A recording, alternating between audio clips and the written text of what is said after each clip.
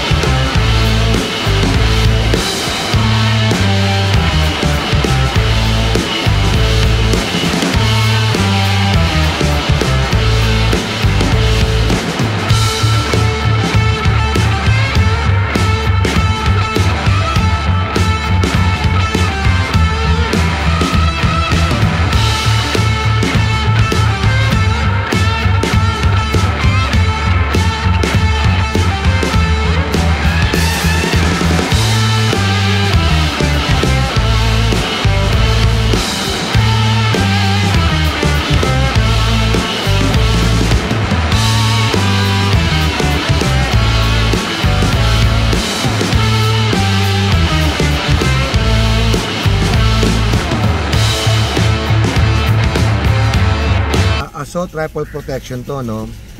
Ang thickness sa salamin nito is 39 mm, no, to 41 mm. At ang body natin 6.5 mm with Kevlar on the doors. So standard na po yung ating mga Kevlar sa doors pag assault rifle. Kung makikita ninyo, no, napakasimple talaga ng Innova, no. Simple lang siya, no? Pero ito po captain seat po sa likod. So solid po yan na talagang dumaan po sa machine shop po, no. And also meron po tayong mga overlapping. So ito yung mga overlapping po natin. Ayan. And meron po tayong bullet catcher. So subukan natin isara, no, para makita ko natin, ha. Ayan po. Halos medyo dikit po yung ating mga bullet catcher para wala po talagang nakakalusot po dyan, no? And kung makikita po ninyo yung ating trim, napakaganda po. Ayan po. So same din po to sa mga likod na ginagawa po natin. Ayan. Ayan po yung mga hinges natin. Ayan.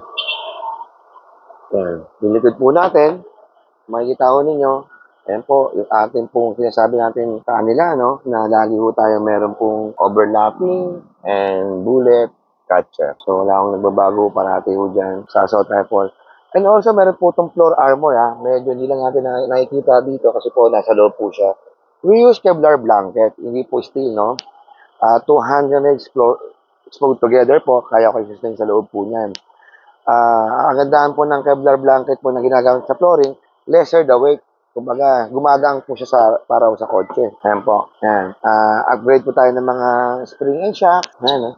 Yan po, meron din tayong run flat po, no? You can run up to 50 kilometers depende po sa road condition. Nasa loob po ng pinaka-gulong po yan para meron po siyang donut na nakayapos po dyan. So, silipin natin yun nasa likod area po, no? So, ito po, ang pagkakaiba naman po dito, nasa ibabaw naman po ang ating glass. Sa ibang mga binilag po natin, one door lang po. Dito, ito, may ibang design naman po na ginawa po tayo, no? So, ito po yung pinaka-armor glass. Ito po yung armor plating po natin sa gilid yan. Ayan.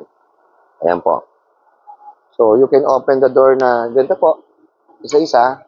Isa-isa ho siya pag binubuksan. Medyo kagandahan lang ho nito, no? Kung meron tayong gamit na maliit lang, ng mga bag, sampa lang ng mabilis dito. Hindi mo na kailangan magbukas ng mga ibang door. Shoot mo lang siya. So, that's the advantage po nung ating pong ginagawa na itong ganito naman, upgrade naman to. Ito naman pa mga in-upgrade natin. Yan. Para iangat niya ito. So, marami na po tayong nagawa ng mga Innova, no? Pero ito yung parang siguro second unit natin na assault rifle. Madalas ay sa handgun, ito assault rifle. Ayan, nakita ko ninyo. Upgrade din tayo sa lahat. Front and rear shock absorber.